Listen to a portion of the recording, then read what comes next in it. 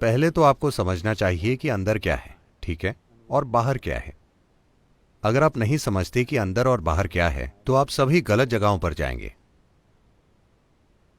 अब अंदर क्या है?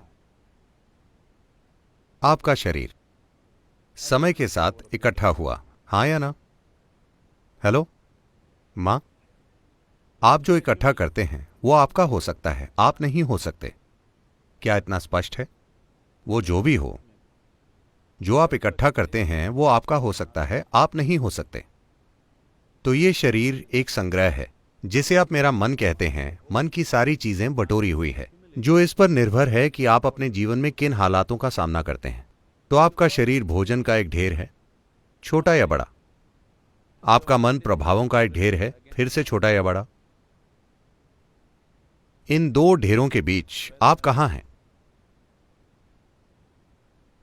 तो अंदर बाहर इन शब्दों को छोड़ दीजिए, क्योंकि जब भाषा की बात आती है तो सिर्फ उतनी ही गुंजाइश है। तो उसके अंदर शायद अलग अलग लोग उसे अलग अलग रूप में इस्तेमाल करने की कोशिश कर रहे हैं। हम नहीं जानते कि उन्होंने किस संदर्भ में इस्तेमाल किया। आपने हर किसी को एक ही बंडल में रखा और कहा, आप सभी ने ये कहा। मैं नहीं जानता कि ये सब लोग कौन हैं। अलग अलग लोगों ने अपने आसपास अलग अलग तरीके अपनाए। अपने आसपास के लोगों को देखते हुए जो उनके आसपास के लोगों के लिए सबसे उपयुक्त था, उसके अनुसार उन्होंने काम किया होगा। इसकी संभावना है। अगर वो ईमानदार हैं तो उन्होंने अपने आसपास के लोगों के साथ काम किया होगा, किसी और के सिद्धांतों के साथ नहीं। किसी व्यक्ति को देखकर आप कुछ ऐसा करेंगे जो उस व्यक्ति के लिए सही है। जो आप इस व्यक्ति के साथ करेंगे वो किसी और व्यक्ति के लिए कारगर नहीं हो सकता। आपको उस व्यक्ति के साथ कुछ और करना होगा। मगर आप एक सामान्य बात कर रहे हैं, अंदर बाहर। तो पहले तय कीजिए कि अंदर बाहर क्या है। अभी सब कुछ बाहर है, दुनिया बाहर है, शरीर भी बाहरी सामान है, मन की सारी चीजें भी बाहरी हैं। तो यह अंदर क्या है जिसकी आप बात कर रहे हैं? फिर आप तुरंत आत्मा, परमात्मा, सोल ये कहेंगे। अब आप विश्वास की बात कर रहे हैं। आप नहीं जानते। आप जानते हैं आपके पास एक शरीर है। हाँ, हेलो, प्लीज अपने पड़ोसियों को चेक कीजिए। आप जानते हैं आपके पास एक शरीर है। आप विश्वास करते हैं आपके पास एक मन है। मगर कुछ हद तक आप जानते हैं कि बाकी विश्वास है, हाँ या ना? मैं ये सवाल नहीं कर रहा कि ये सच है या झूठ, चलिए वहां नहीं जाते। मगर ये एक विश्वास है, ये अब तक आपके अनुभव में नहीं है। अगर आप किसी चीज के बारे में बोलते हैं जो अब तक आपके अनुभव में नहीं है, साफ साफ कहें तो आप बस एक झूठे हैं। इसका यही मतलब है।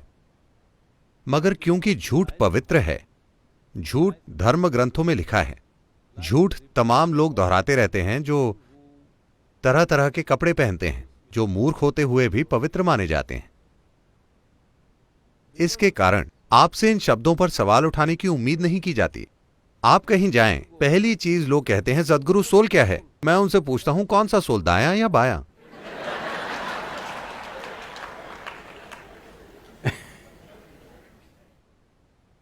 तो चलिए ऐसी चीज की बात ना करें जो आपके अनुभव में नहीं है। अभी आपका शरीर कुछ हद तक आपके अनुभव में है, आपका मन कुछ हद तक आपके अनुभव में है, बाकी आप नहीं जानते। मगर हम अंदाजा लगा सकते हैं। अगर मुझे इतना शरीर इकट्ठा करना है, अगर मुझे इतना मन इकट्ठा करना है, तो कुछ अधिक मूलभूत जरूर वहां होगा। हां, कोई अधिक मूलभूत चीज वहां होगी, हम नहीं जानते कि वो क्या है। अभी के लिए हम उसे आप कहेंगे। आप अपने अंदर कैसे जाएंगे? मैं पूछ रहा हूं। आप इस हॉल में आ सकते हैं, आप इस हॉल से बाहर जा सकते हैं, आप अपने अंदर कैसे जाएंगे? मैं पूछ रहा हूं। यह कहना कि इसे छोड़ देते हैं, यह तरीका नहीं है। आप इस तरह कीजिए, जो आप नहीं हैं उन सब चीजों को आप किनारे रख दीजिए। तो आज अगर आप सोने जाने से पहले हर वो चीज जो आप नहीं हैं उसे एक तरफ रख दीजिए। वो आपके लिए कीमती हो सकती है। आप उसके बारे में सोचिए। आपका घर, क्या वो आप हैं? ओह, मेरा घर, ठीक है, उसे लेकर आप बहुत भावुक हैं, मगर ठीक है, उसे एक तरफ रख दीजिए। आपका पति, क्या वो आप हैं? नहीं, ये आसान है, वो मैं नहीं हूं।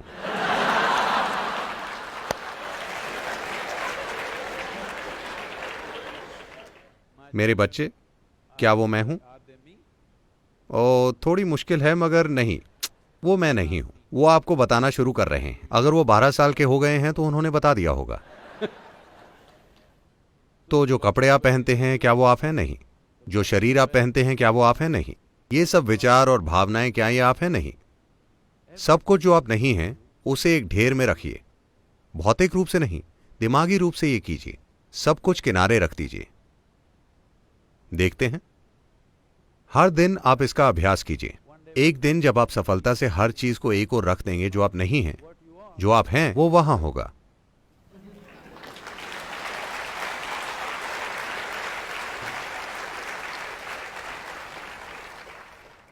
हमारे पास उन चीजों के बारे में बहुत विचार होते हैं जो हमने नहीं देखी। ये एक बड़ी समस्या है।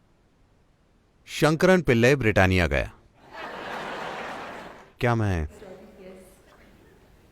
शंकरन पिल्लई ब्रिटानिया इंडस्ट्रीज गया नौकरी के लिए, नौकरी खोजने के लिए।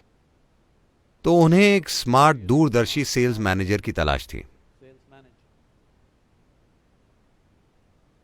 उन्होंने उससे एक सवाल पूछा, क्या अधिक दूर है, मुंबई या चांद?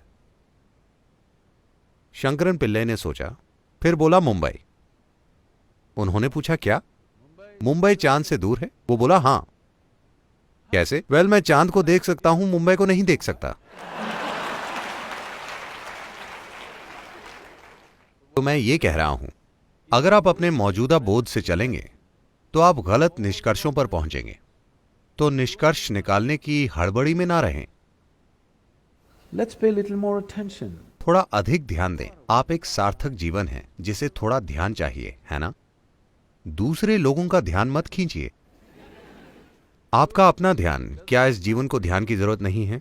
इस पर ध्यान दीजिए, काफी ध्यान। सब कुछ स्पष्ट हो जाएगा। आपके बारे में सब कुछ आप मुझसे पूछ रहे हैं। अगर मैं आपको बताऊं आपके पास क्या होगा, आपके पास कुछ और शब्द होंगे। कुछ और शब्द आपके पास होंगे, वो आपको सच के करीब नहीं ले जाएंगे। एक और शब्द या 10 और शब्द आपको वास्तविकता के करीब नहीं ले जाएंगे। बस आपके पास किसी और को कहने के लिए ज्यादा शब्द होंगे। इस तरह की अफवाह दुनिया में फैल रही है। हर कोई जानता है ईश्वर कहाँ है, उनकी पत्नी कौन है, उनके कितने बच्चे हैं, उनका जन्मदिन कब है, उनका पता। हर भजन में लोग उनका पता बता रहे हैं, वो कहाँ हैं और उन्हें कैसे पाएं, मगर वो अपने बारे में एक भी चीज नहीं जानते। इस तरह की, क्या कहें, बहुत ज्ञानपूर्ण अज्ञानता खतरनाक है। आप जानते हैं, अगर आप नहीं जानते, ये कोई समस्या नहीं है। अगर मैं देखता हूं मैं नहीं जानता, तो जानने की संभावना हमेशा होती है ना? अगर मैं नहीं जानता और सोचता हूं कि मैं जानता हूं, तो मैंने सारी संभावनाएं नष्ट कर दी हैं। तो हमने बहुत से नतीजे निकाले हैं। हम जानते हैं, हर संस्कृति में वो जानते हैं कि ईश्वर की प्रकृति क्या है, वो कहां रहते हैं, वहां का काम और माहौल कैसा है। आप जानते हैं, हर कोई स्वर्ग का नक्शा जानता है ना? नहीं जानते? मगर आप अपने बारे में एक भी चीज नहीं जानते। अब समय है कि हम ध्यान दें, क्योंकि आप जो भी जानते हैं, आप उसे उसी तरह जानते हैं जिस तरह वो आपके मन के आसमान में दिखता है।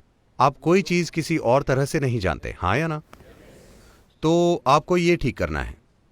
आप हर चीज को अपने मन के आईने में देख रहे हैं और आईना हिला हुआ है। पहले उसे ठीक कीजिए। पहली चीज है उसे स्थिर, समतल, एक सीधा दर्पण बनाना, ताकि आप हर चीज को वैसे देखें जैसी वो है। क्या समतल आईना आपको हर चीज वैसे दिखाता है जैसे वो है? सब कुछ उल्टा, आप जानते हैं। फिर आपको उसे पलटना होगा। उसमें काफी कुशलता की जरूरत होगी। अधिकांश लोग एक डोसा भी नहीं पलट सकते। अब पूरी दुनिया, पूरा जीवन जो आपके मन में चल रहा है, उसको पलटने, उसे टुकड़े टुकड़े किए बिना पलटने के लिए और कुछ चाहिए। मगर पहली चीज है आईने को सीधा करना, ताकि वो आपको हर चीज वैसे दिखाए जैसी वो है, किसी और तरह से नहीं। अभी सब कुछ इस तरह दिखता है कि आप किसी चीज से कैसे जुड़े हैं। हर पहचान ने आपके मन के आईने को बिगाड़ दिया है और वो आपको चीजें बिल्कुल अलग तरह से दिखाता है। सबसे पहले उन चीजों के बारे में बात करना बंद कर दें जिन्हें आप नहीं जानते।